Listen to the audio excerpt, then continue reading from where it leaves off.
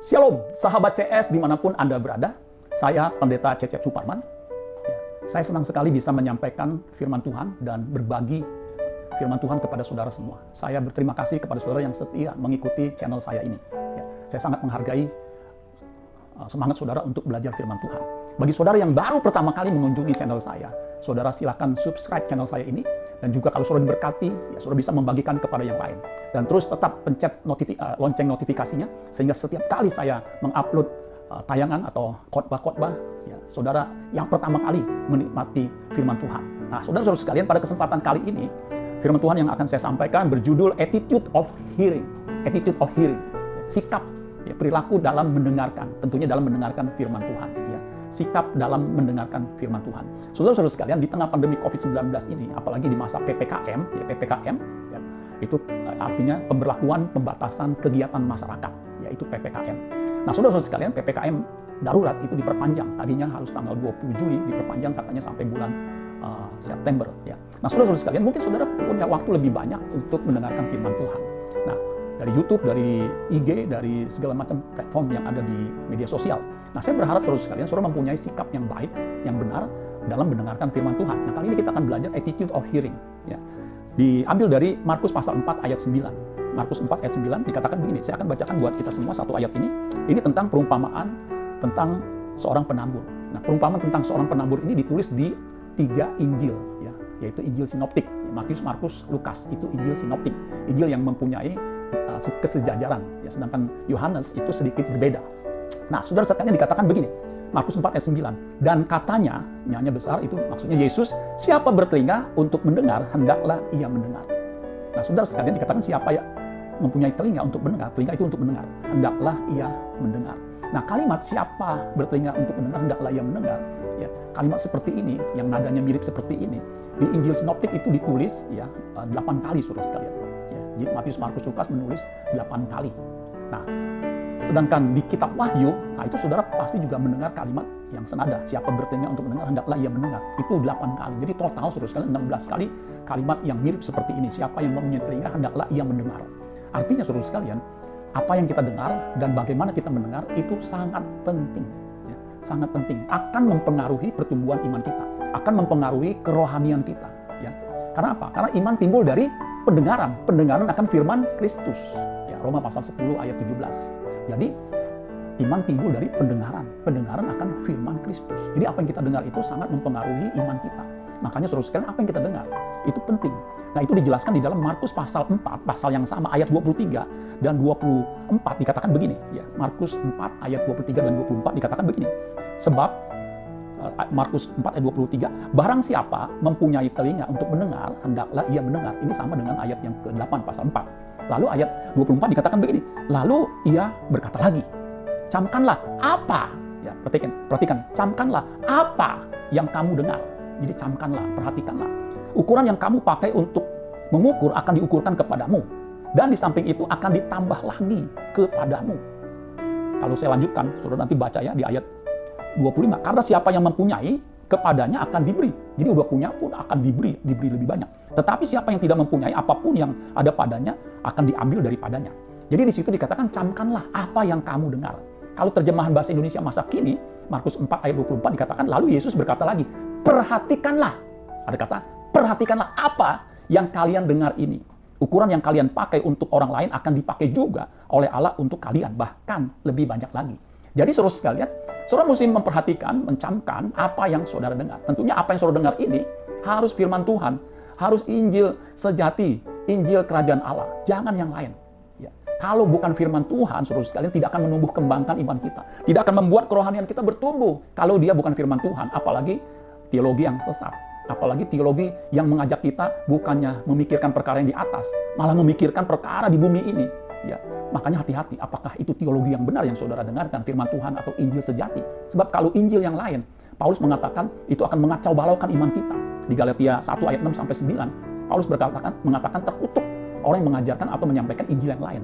Artinya, terkutuk itu terhukum, ya, akan binasa kalau kita mendengarkan Injil yang lain, ya bukan Injil Kristus. Jadi penting saudara sekalian mengetahui apa yang kita dengar itu. Saya berharap bukan Injil yang lain, tetapi Injil sejati, bukan Injil kemakmuran yang membuat kita mencintai dunia ini, yang membuat kita makin rakus, makin serakah, ingin memiliki segalanya di bumi ini.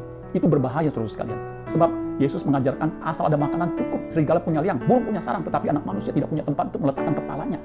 Jadi jelas Yesus mengajarkan, ya, asal ada makanan cukup, berikanlah kami makanan kami pada hari ini yang secukupnya.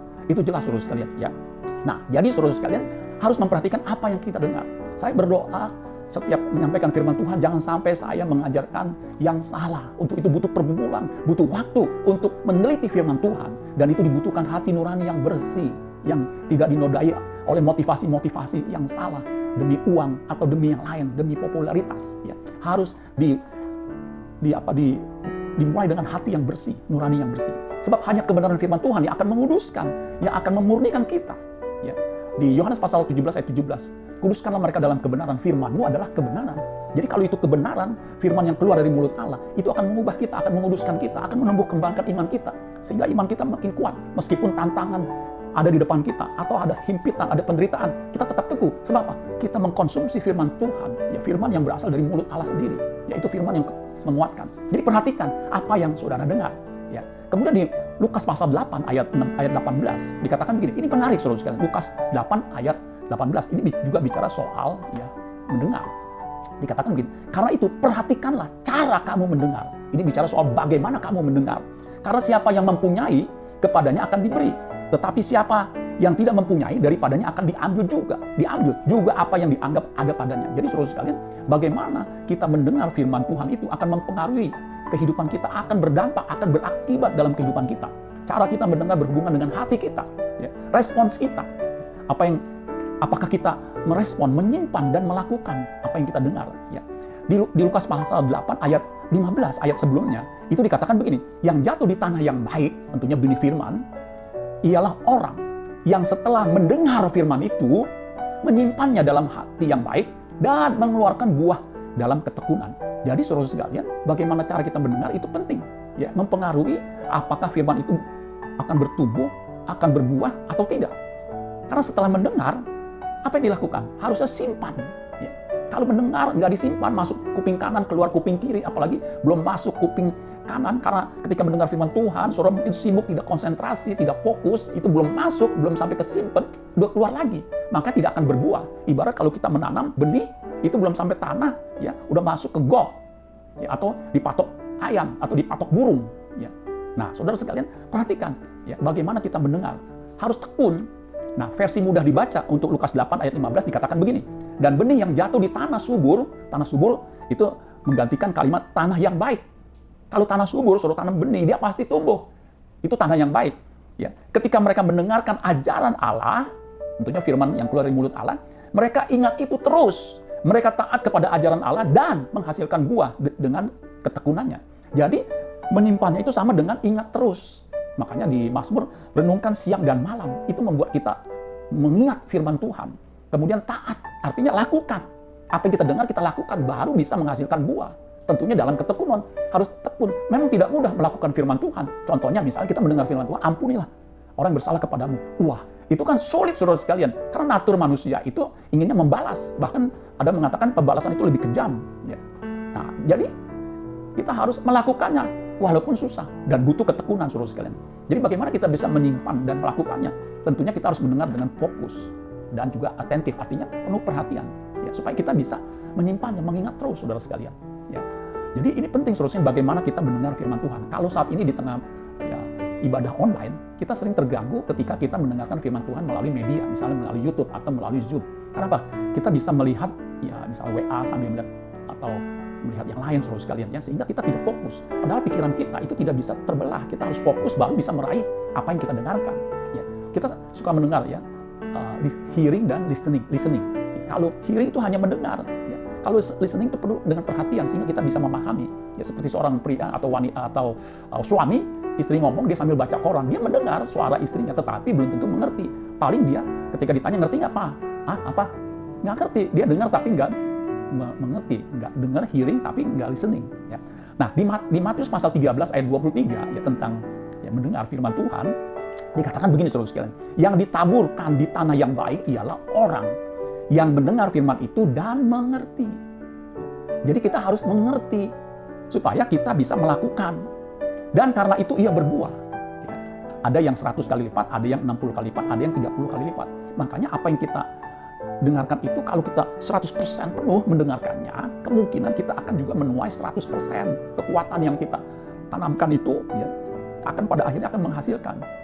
Jadi saudara sekalian, penting sekali bagaimana kita mendengar firman Tuhan sampai kita mengerti. Kalau hanya menghafal tapi tidak mengerti, kita sulit untuk melakukannya. Jadi kita harus mengerti, makanya butuh pewahyuan, butuh ketekunan untuk bisa memahami firman Tuhan itu, supaya firman itu bisa bertumbuh. Bukan hanya 30, bukan hanya 60, tetapi 100 kali lipat. Nah, untuk bisa menghasilkan 100 kali lipat, kita juga mesti effortnya 100 kali lipat, saudara. Karena apa yang kita ukur, itu akan diukurkan kepada kita. Nah, saudara-saudara sekalian, masih ada waktu panjang saudara sekalian. Di rumah kita mungkin PPKM, ya PPKM itu apa sih Pak? Tadi sudah saya katakan, ya, pemberlakuan pembatasan kegiatan masyarakat. PPKM juga ada yang mengatakan pelan-pelan kita melar PPKM. Jadi mengatakan, ya, PPKM itu artinya apa? Paha pinggang, kaki melar saudara sekalian. Ya, karena mungkin nggak bergerak. Saudara tetap harus bergerak di rumah, ya olahraga, ya bisa gerakan, ya saudara bisa push up kalau yang pria, atau sit up atau pull up. Semua bisa saudara gerakan, jangan sampai ya tubuh kita melar dan nggak sehat. Kita harus bergerak saudara sekalian. Nah, di rumah kita belajar firman Tuhan, perdalam firman Tuhan, ya, dengarkan hamba-hamba Tuhan yang menyampaikan kebenaran firman Tuhan sehingga kita tetap kuat. Ya, saya mendengar ada yang banyak orang yang bunuh diri karena mengalami stres ketika pandemi COVID-19 ini. Ya. Kapan akan berakhir? Jangan kita berpikir, oh besok mungkin minggu depan atau tahun depan. Kapanpun pandemi ini, ya, akan berakhir, kita harus tetap optimal dan optimis dalam menghadapinya. Nah, untuk itu kita harus diperlengkapi dengan firman Tuhan. Dan bagaimana kita bisa diperlengkapi dengan firman Tuhan? Kita harus tahu firman Tuhan apa yang kita dengarkan. Jangan sampai firman Tuhan yang kita dengarkan bukan Injil sejati, ya, tetapi Injil palsu. Ya. Injil palsu itu berbahaya. Ibarat kalau kita minum obatnya bukan obat yang asli, ya, itu berbahaya saudara sekalian. Ya, kalau kita mungkin bukan obat yang masuk ke dalam tubuh, itu nggak ada masalah. Misal kita salah beli tas imitasi, tas palsu, ya, atau jam tangan palsu yang kita dapat, atau yang mana yang palsu, itu kan nggak langsung ke tubuh. Tetapi kalau obat, ya sekarang ini kan kita bisa pesan obat melalui daring. Ya, saya pernah beli obat alergi, itu ternyata palsu. Jadi saya udah minum, tetap aja saya gatal. Ya, pas saya lihat, saya amati dengan yang asli, ternyata memang beda. Kemasannya maupun tabletnya itu palsu. Jadi walaupun ya saya sudah konsumsi, tidak efek dengan tubuh saya.